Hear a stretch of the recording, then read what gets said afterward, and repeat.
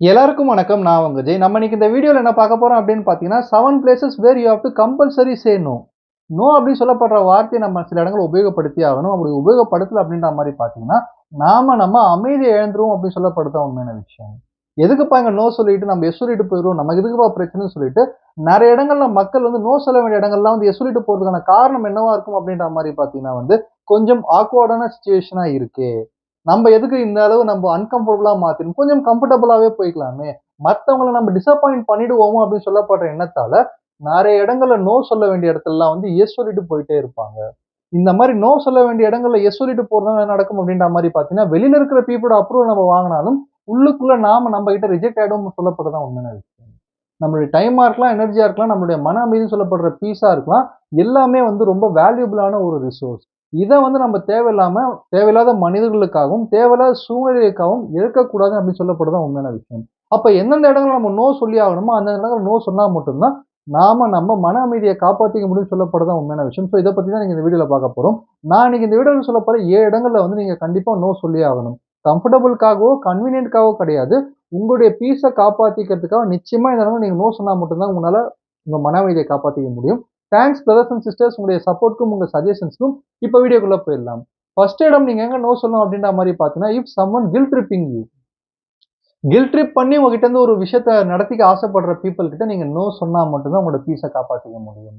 No சொல்லியே ஆகணும்னு சொல்லப்பட்ட இடங்கள் ரொம்ப முக்கியமான இடம் என்ன அப்படின்ற மாரி பார்த்தீங்கன்னா, கில்ட் ட்ரிப்பிங் அப்படின்ற மாரி சொல்லுவேன். கில்ட் ட்ரிப்பிங் அப்படின்னு சொல்லப்பட்டது என்ன அப்படின்ற மாரி பார்த்தீங்கன்னா, உங்கள கூச்சப்பட வச்சு, உங்கள லைட்டா மட்டம் தட்டி உங்ககிட்ட இருந்து விஷயத்த நடத்திக்கிறது, வேலைய நடத்திக்கிறது. இப்போ ஒரு நண்பர் இருக்காரு, அவங்க நேரா உங்ககிட்ட நீங்க ரொம்ப பிஸியா இருக்கீங்க போல இருக்கு. நான் இன்னைக்கு கால் பண்ண எடுக்கவே இல்ல. நான் வரணும்னு நெனச்சேன், நீங்க வரமாட்டேன்னு சொல்லிட்டீங்க.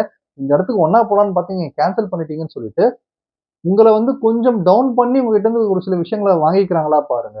ஏன்னா உங்க டைமுக்கும், உங்களுடைய பீஸுக்கும், உங்களோட பிரைவசிக்கும் மரியாதை குடுத்து, ஓகே நீங்க வரலையா, இட்ஸ் ஓகே நான் பார்த்துக்கிறேன்னு சொல்லப்படுற உறவு தான் உங்களுக்கு உண்மையான மரியாதை குடுக்குற உறவா இருக்கும். அது எந்த உறவா இருந்தாலுமே கூட சரி.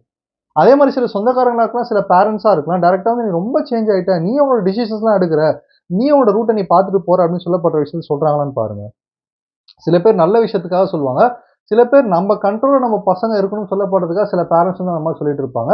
ஸோ இந்த இந்த தரமான இந்த வகையில இருக்கிற பீப்பிள்ஸ் உங்ககிட்ட கில்ட் ட்ரிப்பிங் பண்ணி சில விஷயங்கள நடத்திக்கிறாங்கன்னா, அந்த இடத்துல நீங்க நோ சொல்லியே ஆகணும். ஏன்னா இது லவ்வால அவங்க பண்ற விஷயம் கிடையாது.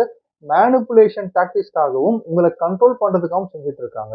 இப்போ ஒரு பெர்சன் நீங்க ஒரு விஷயத்த கேட்கறாங்க. நீங்க நோ சொல்றீங்க அப்படின்ற மாரி பார்த்தீங்கன்னா, அதுக்கு கோவப்படுறாங்க. பயங்கரமா கோவப்படுறாங்க அப்படின்ற மாரி பார்த்தீங்கன்னா, உங்கள யூஸ் பண்ணிட்டு இருக்காங்க. நீங்க எல்லா நேரத்திலும் எஸ் சொன்னா மட்டும் தான் அவங்க ரிலேஷன்ஷிப்ப காப்பாத்திக்க முடியும்.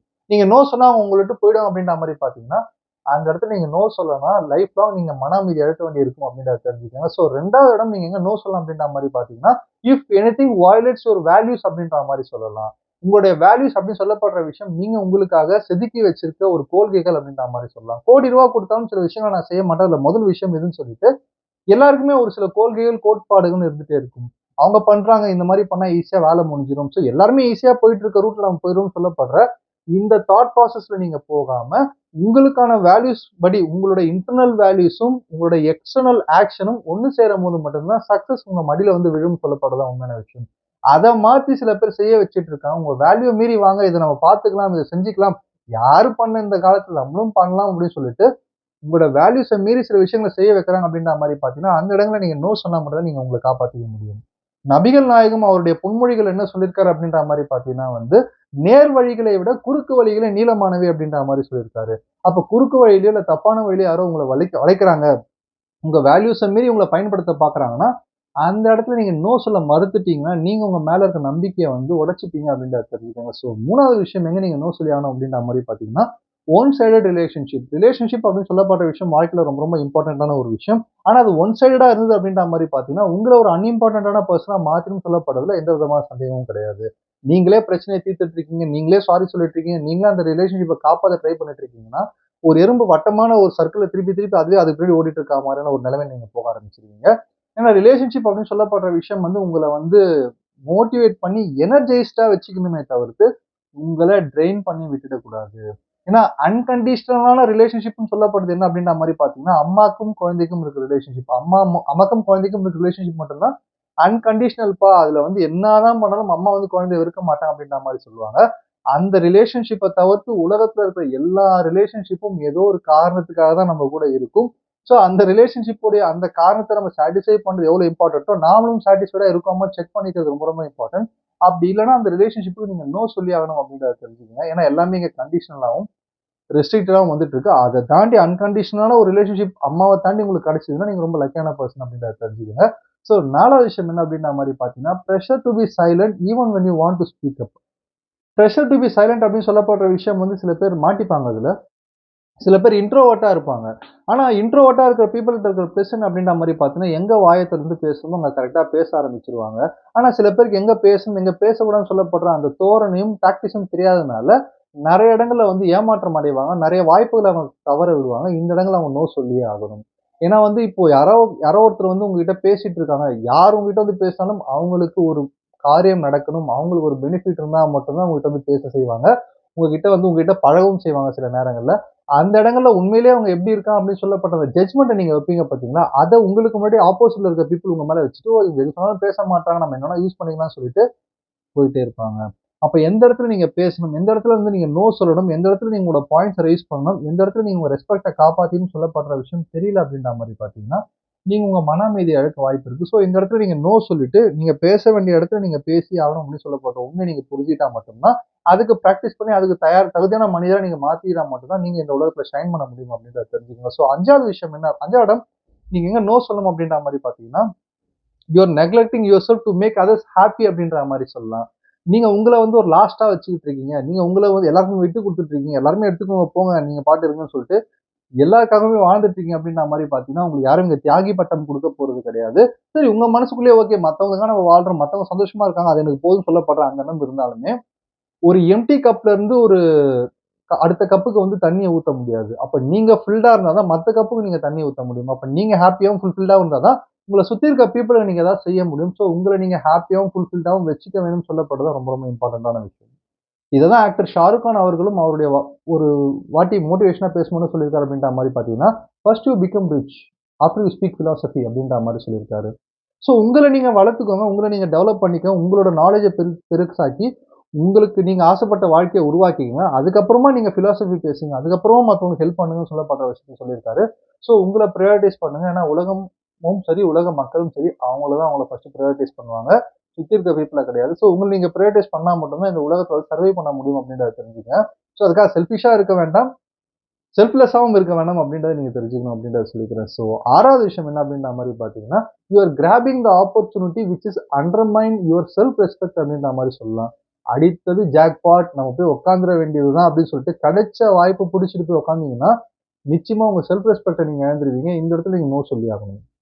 ஏதோ கஷ்டமான ஜாப்ல நான் உட்காந்துட்டு இருக்கேன். எனக்கு வேற ஜாப் மாறணுன்றதுக்காக, இன்னும் ஒரு கஷ்டமான ஜாப்ல போய் மாட்டிக்க கூடாது. வேலையே இல்லன்றதுக்காக நமக்கு டவுன்ல நம்ம தகுதிக்கு கம்மியான ஒரு வேலையில போய் உட்காந்துறக் கூடாது. ரிலேஷன்ஷிப்ல ரொம்ப சிங்கிளாவே இருந்துட்டு இருக்கேன்ப்பான்றதுக்காக, தப்பான ஒரு ரிலேஷன்ஷிப்ல போய் மாட்டிக்க கூடாதுன்னு சொல்லப்படுறது தான் உண்மையான விஷயம். ஸோ அந்த ரஷ்ஷிங் அப்படின்னு சொல்லப்படுற விஷயம், சில நேரங்கள்ல நம்ம சில இடத்துல ரஷ் பண்ணிடுவோம். சுத்தி இருக்க பீப்பிள் நம்ம நெறைய இடங்கள்ல வந்து ரஷ் பண்ண வைக்க ட்ரை பண்ணுவாங்க. ஆனா கான்சிக்வென்ஸஸ நம்ம மட்டும் தான் ஃபேஸ் பண்ண போறோம்னு சொல்லப்படுற விஷயம் தெரிஞ்சதுன்னா, இங்க எல்லா இடத்துலயுமே நோ சொல்லிடுவீங்க. உங்களுக்கு கம்மியா இருக்கிற எதுலயுமே நீங்க செட்டில் ஆகக்கூடாது. ஏன்னா வெளியில இருக்கிற பீப்பிள்க்காக நீங்க உங்களுக்கு இந்த விஷயத்த செட்டில் பண்ணிட்டீங்கன்னா, தனியா இருக்கும்போது நீங்க தான் எம்ப்டியாவும், ட்ரெயின்டாவும் ஃபீல் பண்ண ஆரம்பிப்பீங்க. ஸோ கொஞ்ச நாள் நீங்க வெயிட் பண்ணாலும், பேஷன்ஸோட இருந்தாலும், உங்களுக்கு தகுதியான விஷயம் உங்கள வந்து சேர்ந்தே தீரும். அதுக்காக காத்துட்டு இருக்குங்க. உங்களுக்கு கம்மியாவும், உங்களுக்கு தப்பாவும் இருக்கிற ஆப்பர்ச்சுனிட்டில செட்டில் ஆகாம இருங்க. அதுக்கு நீங்க நோ சொல்லி ஆகணும் அப்படின்றத தெரிஞ்சுக்கங்க. ஸோ ஃபைனலான விஷயம் என்ன அப்படின்ற மாரி பார்த்தீங்கன்னா வந்து, இன்ஸ்டன்ட் கிராட்டிஃபிகேஷன் அப்படின்ற மாரி சொல்லலாம். சில நேரங்கள் நம்ம செய்ற விஷயம் நம்மளுக்கு இன்ஸ்டன்ட்டா கிராட்டிஃபிகேஷன் குடுக்குது பார்த்தீங்களா? இதுக்கெல்லாம் நம்ம நோ சொன்னா மட்டும் தான் நாமனால நம்ம லைஃப்ல வந்து கொஞ்சம் அடுத்த கட்டத்துக்கு போ முடியும். நம்ம மன அமைதிய காப்பாத்திக்க முடியும்.